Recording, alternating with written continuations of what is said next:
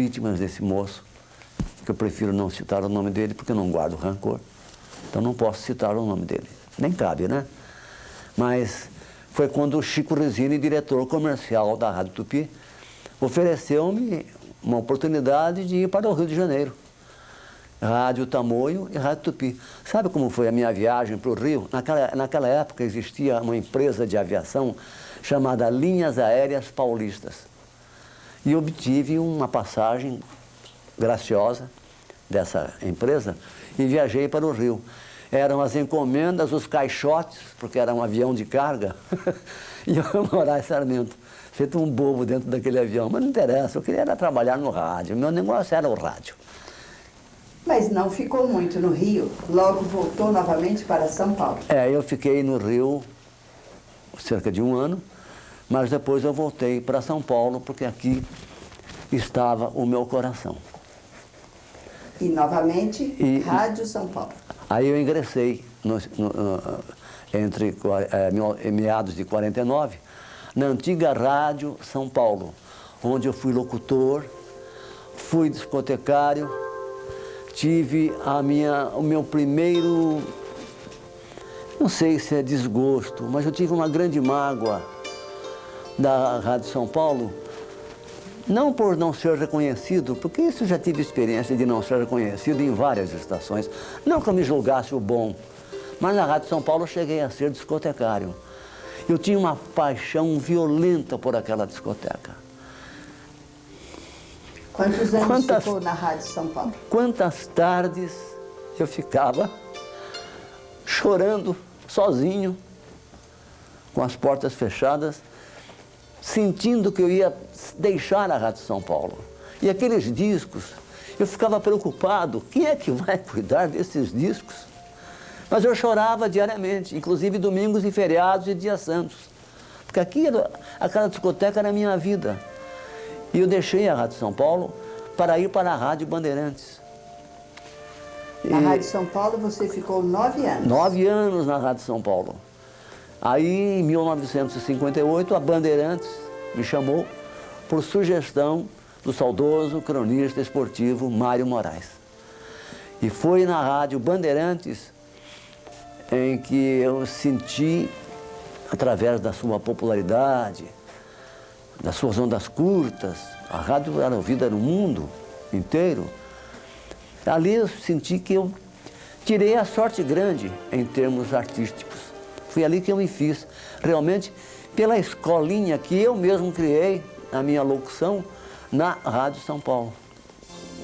E fiquei lá durante 22 anos na Rádio Bandeirantes. Quais são as suas principais lembranças desse tempo de Bandeirantes? Da Bandeirantes? Primeiro os colegas, né? O Henrique Lobo, Humberto Marçal, o Enzo de Almeida Passos, Pica-Pau, o Alexandre Kadunk, que dirigiu o jornalismo, Renato Galon, técnico, José de Souza, uma pleia de colegas maravilhosos. Quando eu estava na Bandeirantes, uma vez, fazendo o programa Moraes Sarmento, eu recebi carta, vocês não fazem ideia de onde, da Cisjordânia, de pracinhas de soldados nossos que estavam lá nas colunas de Golã, e eu recebi uma carta assinada por 8 soldados, 8 pracinhas. Mas infelizmente eu bestamente não guardei esta carta, que para mim serviria hoje, sei lá, como um prêmio pela minha atividade no rádio. Imagine ter ouvintes do meu programa noturno na Cisjordânia. Puxa, que prêmio maior que esse? Casamento. Quando é que aconteceu? Casamento aconteceu quando eu fui escolhido o mais bonito de 1953 pela minha namorada e fomos para o altar em 53. Sou casado há 45 anos, portanto. Filha? Tenho uma filha única, Marisa. Tem uma coisa curiosa com relação a Marisa. Não a ela, mas ao nome, Marisa. Eu já havia escolhido o nome Marisa 4 ou 5 anos antes de me casar. Porque em 1940, entre meados de 42 e 43, eu me hospedei na casa do saudoso maestro e compositor Eduardo Souto, na Rua Barata Ribeiro, no Rio, muito antes de eu ir depois para Tupi, né? E toda manhã eu escutava a nora do Eduardo Souto, que era esposa do Nelson Souto, também grande pianista, chamar o nome da filha, Marisa. Logo de manhãzinha eu ouvi aquele Marisa, Marisa, e ficou no meu ouvido. Então, muito antes de eu me casar, eu já havia escolhido o nome de Marisa, se fosse menina. E veio, não é que veio a Marisa mesmo. Hoje, ela tem aqui 43 para 44 anos e tenho 2 netos, que são os filhos da Marisa. E um bisneto, que é o Vitor, não posso esquecer. Para um casamento durar tanto, hoje que os casamentos parecem tão descartáveis, qual a receita de Moraes Sarmento? Olha, o casamento hoje é descartável, viu? Um caso muito sério. Mas a minha mulher foi uma heroína. O casamento durou por causa dela. Porque ela foi uma heroína. Porque aguentar um Moraes Sarmento, né? 45 anos, precisa ser muito mulher, viu?